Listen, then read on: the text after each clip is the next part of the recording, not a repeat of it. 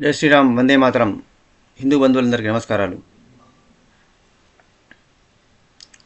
Judiciary stay ఇచ్చిన తర్వాత కూడా అక్టోబర్ 1 వరకు అని అయితే ఏంటంటే అస్సాంలో హిమంత శర్మ కానీ ఇంకా వేరియస్ స్టేట్స్లో కూడా ఈవెన్ యూపీలో కూడా ఇల్లీగల్ ఇమిగ్రెంట్స్ను కానీ ఇల్లీగల్ కన్స్ట్రక్షన్స్ ముఖ్యంగా ఫారిన్ నేషనల్స్ కట్టినటువంటి దర్గాలు, మజారాలు, ఇంకా ఇండ్లు ఇట్లా చాలా ఉన్నాయి రోడ్ సైడ్స్ కట్టినటువంటివి.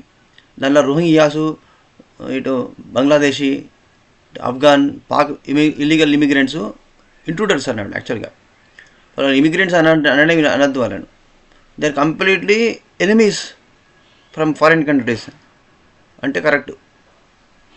ఇటువంటి వాళ్ళందరినీ కూడా ఎక్కడ దొరికితే అక్కడ వాళ్ళను బుల్డోజర్స్ పంపించి టోటల్ డిస్మాంటిలింగ్ చేసుకుంటూ వాళ్ళను పట్టుకొని వాళ్ళందరినీ కూడా ఒకవైపు అందరినీ కూడా వాళ్ళని బార్డర్ ఏరియాస్కు షిఫ్ట్ చేస్తారు. ఈ విషయంలో పట్ల ఉత్తరప్రదేశ్ గవర్నమెంట్ కానీ ఈ అస్సాం సీఎం హిమంత బిశ్వ శర్మ కానీ వెనక్కి పోవడం లేదు. ఈ చూసిన తర్వాత ఆశ్చర్యకరంగా హిమాచల్ ప్రదేశ్లోని కాంగ్రెస్ గవర్నమెంట్ కూడా అందరినీ ఆధార్ కార్డులు చూపెట్టమని అంటుంది. అని మొత్తం ఆధార్ కార్డులు చూపెట్టని మొత్తం రైడింగ్ చేపిస్తుంది మొత్తం హిమాచల్ ప్రదేశ్. సిమ్లాలో పడ ముఖ్యంగా సిమ్లాను, డెహ్రాడూన్ ఇంకా హిమాలయ పరిసర ప్రాంతాలు, హిమాలయ దగ్గరకు ఉండే ప్రాంతాలన్నింటిలో కూడా హోటల్స్, షాప్స్, రోడ్ సైడ్ చిన్న చిన్న స్ట్రీట్ బిజినెస్లు చేస్తున్న వాళ్ళందరూ కూడా చూపెట్టమని రైడింగ్ చేస్తారు. దాంతో వాళ్ళ లోపల peacefuls, let's call them from now onwards peacefuls అని అందాం. ఒక కొత్త పేరు పెట్టుకుంటే మంచిది. ఎందుకంటే అసలు పేరుతో పిలిస్తే వాళ్ళకు నొప్పి కలుగుతున్నది. ముఖ్యంగా అన్ని రకాల మొత్తం మేధావులకు అందరికీ ప్రాబ్లం అవుతున్నది అంట. అందుకని మనం పీస్ఫుల్స్ అని పిలుచుకుంటాం ఇప్పటి నుంచి. వాళ్ళందరికీ కూడా బెంబెలెత్తిపోయి వాళ్ళందరూ హరలిపోయి మొత్తం హాహాకారాలు చేస్తాను అన్నమాట. మేము ఇదివరకు ఏమన్నారు వాళ్ళు, మేము అప్పుడు ఎన్ఆర్సీ అప్పుడు ఇప్పుడు మేము ఇట్లా మొత్తం మేము అసలుగే మేము కాంగ్రెస్ నహీ దిఖాతే, మేము పేపర్లు చూపెట్టాము. ఓవైసీ కాంగ్రెస్ వాళ్ళు అందరూ కూడా మేము పేపర్లు చూపెట్టాము. బాలీవుడ్ ద్రోహులు కూడా పేపర్లు చూపెట్టాను, పేపర్లు లేవు అని అని అని మాట్లాడారు. ఇప్పుడు పేపర్లు చూపెడితేనే అక్కడ ఉండనిచ్చుడు లేకపోతుంటే అందరినీ ఎలా కొట్టేసి బార్డర్లకు పొమ్మని చెప్పడం. అయితే ఇటు నుంచి అటు నుంచి ఇటు పోతాను. దీనికి రాజస్థాన్లో పట యోగి ఆదిత్యనాథ్ ఆఫ్ రాజస్థాన్ అనే ఒక పేరు ఉన్నది. ఒక ఎమ్మెల్యే ఉన్నాడు, బీజేపీ ఎమ్మెల్యే బాలముకుంద్ ఆచార్య. ఆయన కూడా సన్యాసి, తీర్థీశ్వరుడు. ఆయనకు ఎంత అభిమానం ఉన్నది ప్రజలలో పట అంటే ఆయనను రాజస్థాన్ ముఖ్యమంత్రిని చేయండి యోగి ఆదిత్యనాథ్ సెకండ్, రాజస్థాన్కు ఆయన కూడా ఆదిత్యనాథ్ అవుతాడని ప్రజలు కోరుకుంటున్నారు. అంటే అంత ఫాలోయింగ్ ఉన్నది ఆయనకు. హిందువుల్లో పట అంత పేరు సంపాదించిండు బాలముకుంద్ ఆచార్య. ఆయన మొత్తం రైడింగ్ చేస్తాడు మొత్తం రాజస్థాన్లో పట అన్ని దిక్కులలో పోలీసులను పట్టుకుపోయి రైడింగ్ చేయించి ఆయన స్వయంగా వెళ్ళి ఆయన శిష్యుల ద్వారా, పోలీస్ డిపార్ట్మెంట్ సహకారం లేకున్నా కూడా రాజస్థాన్లో బీజేపీ గవర్నమెంట్ అనుకోండి, వాళ్ళు చేసే కాబట్టి వాళ్ళు చేస్తున్నారు, వాళ్ళు బాగానే చేస్తారు, రాజస్థాన్ గవర్నమెంట్ బాగానే చేస్తుంది. ఇప్పుడు ఆయన స్వయంగా ఆయనకున్న శిష్యుల ద్వారా, ఆయనకున్న భక్తుల ద్వారా పోయి అనేక ప్లేస్లలో రైడింగ్ చేసి పట్టుకుంటాడు. ఫోన్ చేసి మనం ఏమైనా వేరే పేరు పెట్టుకొని మనం ఫోన్ చేసి నేను బంగ్లాదేశ్ వచ్చిన రోహింగ్యా అని చెప్తే, నీకు ఏ రాష్ట్రంలో, దేశంలో ఏ రాష్ట్రంలో, ఏ స్టేట్లో, ఏ ఊరిలో, నీకు ఏ జిల్లాలో నీకు ఆధార్ కార్డు కావాలంటే ఆధార్ కార్డు వాళ్ళు నీకు తయారు చేసి ఇమీడియట్గా నీకు విత్ ఇన్ 24 hours నీకు పోస్టులో పంపిస్తారట. ఎంత నెట్వర్క్ ఉన్నది వాళ్ళకు. అంటే తెలంగాణ, ఆంధ్రప్రదేశ్, కర్ణాటక, గుజరాత్, రాజస్థాన్, యూపీ, మధ్యప్రదేశ్, బీహార్, నువ్వు ఏ స్టేట్ అంటే ఆ స్టేట్, ఏ జిల్లాలో ఆ జిల్లాలకు కావాల్సినటువంటి ఆధార్ కార్డులు వాళ్ళకు చేసి ఇవ్వడం జరుగుతుందట. హిందూ పేర్లతో పేపర్ దానికి నీకు అన్ని మొత్తం పర్ఫెక్ట్ ఆధార్ కార్డులు అనమాట. ఇంత పెద్ద ఫేక్ ఆధార్ కార్డు మార్కెట్ ఇండియాలో కూడా నడుస్తుంది వాళ్ళ దగ్గర. దాంతో వాళ్ళు మొత్తం రోహింగ్యాస్ భారతదేశంలో అన్ని చోట్ల వాళ్ళని సెటిల్ చేసినారు.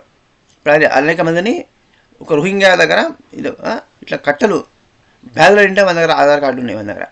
వాడు ఫారెన్ నుంచి వచ్చిన వాని దేశం ఫారెన్ వచ్చిన వాళ్ళని వాడు ఆధార్ కార్డుని సప్లై చేసి వాళ్ళు సెటిల్మెంట్ చేస్తాను. వాడు ఎక్కడంటే ఎక్కడ ఏ ఊళ్ళో పోయి ఏ జిల్లా పోయి మీరు సెటిల్ అవ్వండి, మీకు ఈ బిజినెస్లు ఆ బిజినెస్లు వాళ్ళకి ఆర్థిక సాయం చెప్పేసి వాళ్ళకు ఉన్నారు కదా ఇక్కడ వాళ్ళ వాళ్ళకి సపోర్ట్ చేసే సిస్టమ్ ఉన్నటువంటి రాజకీయ నాయకులు పార్టీస్ ఉన్నాయి కాబట్టి వాళ్ళు డబ్బు సాయం చేసి వాళ్ళకి స్ట్రీట్ బిజినెస్లలో ఏర్పాటు ఫిక్స్ చేస్తాను వాళ్ళను. మొత్తం హోటల్స్, రోడ్ల మీద జ్యూస్ బండ్లు వ్యాపారాలు, పూల వ్యాపారాలు అన్నీ చేసుకొని ఇప్పుడు హిమాచల్ ప్రదేశ్లో డెహ్రాడూన్, సిమ్లా మొత్తం వాళ్ళ చిత్తులకు పోతుంది.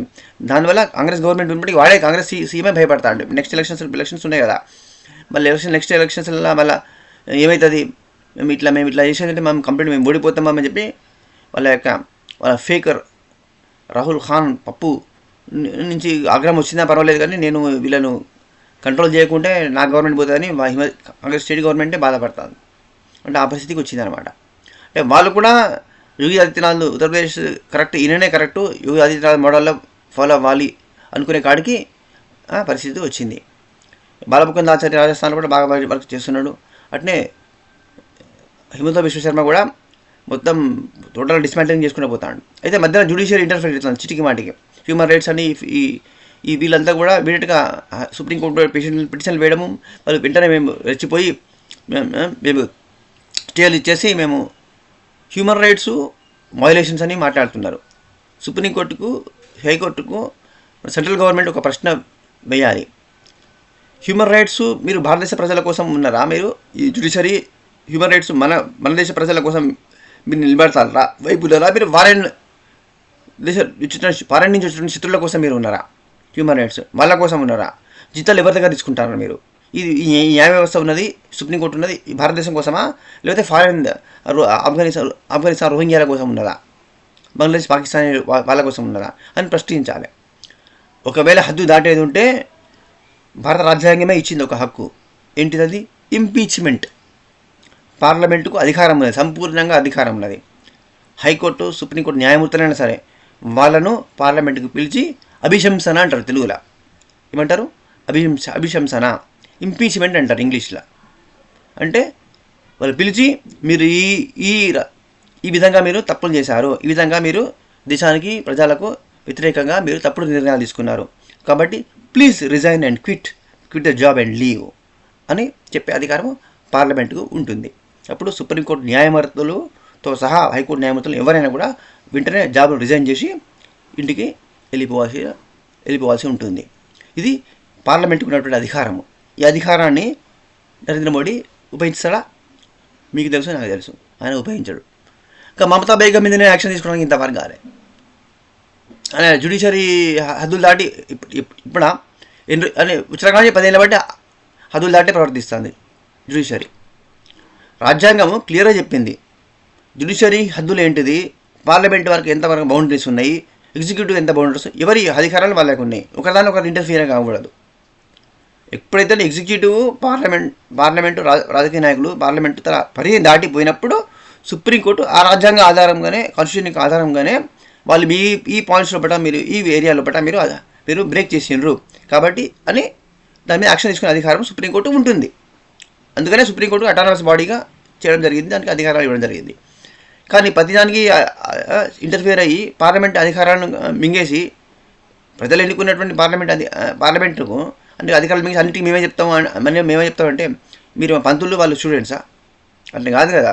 ప్రతిదానికి కూడా మేము ఎవరేం మాట్లాడితే మేము కంటెంప్ట్ ఆఫ్ కోర్ట్ అని కోర్టు ధిక్కారా అని చెప్పి మేము జైలు పంపిస్తామని బెదిరిస్తే ఇది ఎట్లా అంటే ఇది మీరు ఏమైనా కొత్త టైప్ రాజరిక వ్యవస్థనా ఇది? మేము చెప్పిందే రైట్ అన్నా అంటే ఎట్లా కలుస్తుంది? అంటే ఎవరి అధికారాల్లో ఎవరి హద్దులో వాళ్ళు ఉండాలన్నా లేదా? రాజ్యాంగ ఉల్లంఘన జరిగినప్పుడు ఇంటర్ఫియర్ అయ్యే అధికారం ఉంటుంది. రాజ్యాంగాన్ని పరిధిని దాటి ఎవరి లైన్ దాటితే కూడా దాన్ని కట్ చేసే అధికారము, దాన్ని నియంత్రించే అధికారం పార్లమెంటుకు కూడా అంతే ఉంది. అది రాజ్యాంగం ఇచ్చిన హక్కు. ఇంపీచ్మెంట్ అనే ప్రొసీజర్ కింద parliament has got the right to call those who have violated the boundaries. ఎవరైతే హద్దులు దాటి వైలేషన్ చేస్తారో పార్లమెంట్ అధికారాన్ని కబలించడానికి ప్రయత్నం చేసిన జ్యుడిషియరీని కూడా మెజిస్ట్రేట్స్ని పిలిచి వాళ్ళ ఇంపీచ్మెంట్ చేసి వాళ్ళని పంపించవచ్చు. రిజైన్ అండ్ క్విట్ అని చెప్పచ్చు, రాజీనామా చేసిపోండి అని చెప్పి అధికారం ఉంటుంది. అది కాన్స్టిట్యూషన్ లేదు, అది కూడా ఉన్నది. స్టేట్స్ అన్నిటికీ రాష్ట్ర ప్రభుత్వాలకు అధికారం ఇచ్చే రాజ్యాంగమే. రాష్ట్రం హద్దులు దాటేది ఉంటే రాష్ట్రపతి పరిపాలన డిస్మిస్ చేసి రాష్ట్రపతి పరిపాలన పెట్టే అధికారం కూడా రాజ్యాంగం ఇచ్చింది. ఫెడరల్ రిపబ్లిక్ ఇది. భారత ప్రజాస్వామ్యం ఫెడరల్ రిపబ్లిక్, కేంద్రానికి అధికారాలు ఉన్నాయి. ఆర్టికల్ 356 పెట్టి రాష్ట్రపతి పరిపాలన పెట్టే అధికారం కేంద్ర ప్రభుత్వానికి ఉన్నదా లేదా రాజ్యాంగం ప్రకారం? దాని 356 ఉపయోగించి Mamata Begum west Bengal government dismiss చేసి ఇప్పటికి కాపాడాల్సి ఉండే. అది చేయకపోవడం వల్లనే ఇన్ని లక్షల మంది, ఎంతమంది లక్షల మంది చచ్చిపోయారు. ఎన్నో వేల లక్షల మంది హిందూ మహిళలు అత్యాచారాలకు గురైనా కూడా ధృతరాష్ట్రంలాగా కళ్ళు మూసుకొని కేంద్ర ప్రభుత్వము ఇంకా సేఫ్ గేమ్ ఆడతాడు అన్నట్టు. వాడు సేఫ్ గేమ్ గవర్నమెంట్ ఆడుతాడు. ఆ విధంగా పరిపాలన సాగుతుంది. అట్లా ఎవరంటే ఎకానమీ బాగా చేస్తారు అంటారు. దానికి కూడా ఎన్నో సమస్యలు ఉన్నాయి. ఇక ముందు దేశం మొత్తం మీద రాజస్థాన్లో, ఉత్తరప్రదేశ్లో, బీహార్ లోపల, హిమాచల్ ప్రదేశ్ లోపల, అస్సాం లోపల, నిన్న కాక మొన్న బెంగళూరులో మళ్ళీ మహాలక్ష్మి అనే అమ్మాయి మహిళ మ్యారీడ్, 2 పిల్లలు ఉన్నారట. 2 పిల్లలు 35 పీసులు చేసిండు. మరి ఇంతకన్నా అత్యాచారాలు జరుగుతుంటే పీస్ఫుల్స్ మరి 95% మళ్ళీ క్రైమ్లలో వాళ్ళే ఉన్నారు. మళ్ళీ 95% పీస్ఫుల్సే ఉన్నారు. మరి దీనికి ఫుల్ స్టాప్ ఎక్కడ అంటే ఇది ఎట్లా నడుస్తూనే ఉంటారంటే అంటే ఇవన్నీ అదృష్టం ఎంత ఉంటే అన్ని రోజులు అదృష్టం ఉంటే అన్ని రోజులు బతారు, తర్వాత సత్తరు. రేపలేదు అయితామే. మహిళలు ఎంతమంది అత్యాచారాల గురించి ఎంతమంది వచ్చినా పర్వాలేదు, మేము మాత్రం మా ధోరణిలో మేము పోతాము అని అనుకుంటే నరేంద్ర మోడీ గారు అటల్ బిహారీ వాజ్పేయి యొక్క వైఫల్యాల నుంచి గుణపాఠం నేర్చుకోవాలి. ఆయన కూడా గట్టిన వాజ్పేయి గవర్నమెంట్ నేను కూడా బాగా చేస్తానని అనుకున్నాడు. మళ్ళీ నెక్స్ట్ టైం మెజార్టీ రాలేదు, ఇంటికి పంపించారు. మొన్ననే 240 వచ్చినాయి. నెక్స్ట్ టైము సొంత మెజార్టీ రావాలి అంటే చాలా ఛాలెంజెస్ ఉంటాయి. వాళ్ళ డెమోగ్రఫీ పెరుగుతుంది, వాళ్ళ ఓటింగ్ పర్సెంటేజ్ పెరుగుతుంది. ఇక్కడనేమో ముక్కలు చేస్తూ ఉంటారు. ఇప్పుడు అస్సాం ముఖ్యమంత్రి బాగా చేస్తాడు, రాజస్థాన్ ముఖ్యమంత్రి బాగా చేస్తాడు, మధ్యప్రదేశ్లోని బీజేపీ గవర్నమెంట్ బాగా చేస్తుంది, సీఎంలు బాగా చేస్తారు. ప్రధానమంత్రిగా చేయాల్సింది ఏంటంటే రోహింగ్యాలను, పాకి ఇల్లీగల్ ఇమిగ్రెంట్స్ ఎవరైతే ఉన్నారో, ఫారెన్ యాంటీ నేషనల్స్ ఎవరు ఉన్నారో అందరిని తుకుడే గ్యాంగ్ మొత్తం అందరినీ కూడా ఇమీడియట్గా వాళ్ళ దేశాలకు వాళ్ళు పంపించాలి. సమస్య ఎందుకు మిలిటరీని పెట్టినాక ఎందుకు పోరండి? షిప్లు లెక్కించి పంపించేది ఉంటే వాళ్ళు పోరా? ఇప్పుడు బెంగాల్ పక్కనే ఉన్నదా? బెంగాల్లో ఉన్నారు బోడంత మంది, అస్సాంలో ఉన్నారు, త్రిపురలో ఉన్నారు. ఫస్ట్ వాళ్ళందరినీ మీరు పంపించండి. జమ్మూ కాశ్మీర్లో ఉన్నారు, వాళ్ళందరినీ ఫస్ట్ జమ్మీలో కూడా రోహింగ్యాలు ఉన్నారు, వాళ్ళందరూ పంపించండి. హైదరాబాద్లో ఉన్నారు రోహింగ్యాలు, వాళ్ళందరూ తీసుకుపోయా ట్రైన్లో ఎక్కించుకొని బెంగాల్ కాడ వదిలేయి. తర్వాత అటు నుంచి అడిపోతారు. పోకుంటే వాళ్ళకు బెంగాల్లోనే 5-6 జిల్లాలు ఉన్నాయి కదా, ఆ జిల్లాలో అలానే అందరూ అదే స్టేట్లలో అదే జిల్లాలలో వాళ్ళు టెంట్లు వేసుకొని ఉంటారు. ఇట్లా మనం దేశం మొత్తం నుంచి మీరు చెప్పండి హిందువులకు, మీ దేవాలయాల సొమ్ము అంతా కూడా మేము తీసుకొని వాళ్ళకు మేము అన్నదానం చేస్తూ ఉంటాం, పిండకూడి పెడతా ఉంటాం. హిందువులకు ఒక పిచ్చి బాగానే ఉంటుంది, పుణ్యం. మీకు పుణ్యం వస్తుందంటే పిండకూడి వేస్తారు రోజు.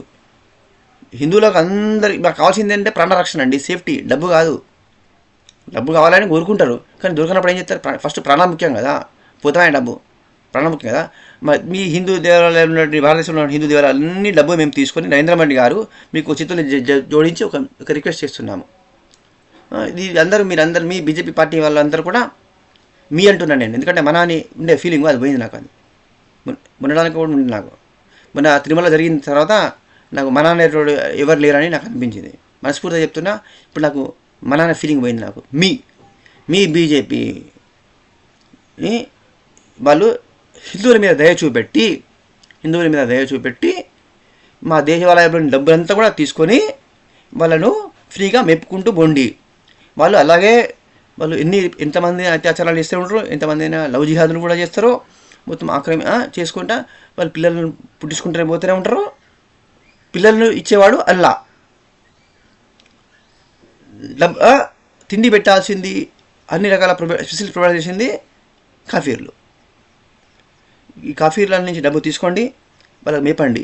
కానీ వాళ్ళందరినీ కూడా మొత్తం ఇక్కడ నుంచి హైదరాబాద్లో ఓల్డ్ సిటీలో ఉన్నారు చూడండి, ఇక్కడ నుంచి రోహింగ్యాలను, బంగ్లాదేశ్ ఇల్లీగల్ ఇమిగ్రెంట్స్ను మొత్తం అందరిని తీసుకుపోయి జమ్మూ కాశ్మీర్ నుంచి, రాజస్థాన్ నుంచి, బీహార్ నుంచి, మధ్యప్రదేశ్ నుంచి, మహారాష్ట్ర నుంచి, నిన్న మహారాష్ట్రలో ఎంత ఘోరం జరిగిందో చూడండి. లక్షల మంది మజ్లిస్ ఓవైసీ కాల్ ఇచ్చేది ఉంటే 1000 బస్సులు, కార్లు, జీబులతోని లక్షల మంది పోయి బాంబేలో మీటింగ్ పెట్టినారు. అంటే వాళ్ళు బల ప్రదర్శన చూపిస్తారు, బలం చూడండి మేము జాగ్రత్త భయం అని మనకు భయపెట్టించడానికి మనకి జులుసు తీసింటారు. ఇది రామగిరి మహారాజు ఒక సన్యాసిని ఆయన చంపాలి, ఆయన అరెస్ట్ చేసి చంపాలి. టెర్రరిస్ట్ ఉన్నాడు, వాళ్ళ టెర్రరిస్ట్ ఉన్నాడు కూడా వాడినేమో విడుదల చేయాలట. ఈ రామగిరి మహారాజునేమో తీసి జైలు పెట్టానట, తర్వాత న్యాయ విచారణ చేయాలట. మళ్ళీ ఏమంటారు, సర్ తన్సే జుజా అంటాను, సర్ తన్సే జుడా ఆట. ఏంటంటే ఆయనట అవమానం చేసినట వాళ్ళకు, అది బ్లాస్ఫేమి అట. అది షరియాలో ఉంటుంది బ్లాస్ఫేమి అనేది. అదే దాని శిక్ష అయితే మరణదండన. అంటే ఆయన మరణదండన విధించానా అంటే ఇక్కడ షరియా నడుస్తుందా లేకపోతే ఇక్కడ భారత ప్రజాస్వామ్యం ఉన్నదా? ఇక్కడ ఇవన్నీ దృష్టిలో పెట్టుకొని హిందువులందరూ కూడా ఐక్యమతం కావాలి. సెంట్రల్ గవర్నమెంట్ ఇమీడియట్గా యాక్షన్ తీసుకోవాలి. ఇక్కడ మొత్తం అందరినీ ఫారెన్ ఇల్లీగల్ ఇమిగ్రేట్స్ అందరినీ బయటికి పంపించాలండి. ఫస్ట్ తీయాల్సింది ఇది. Please share and subscribe. Vande Mataram. Jai Sriram.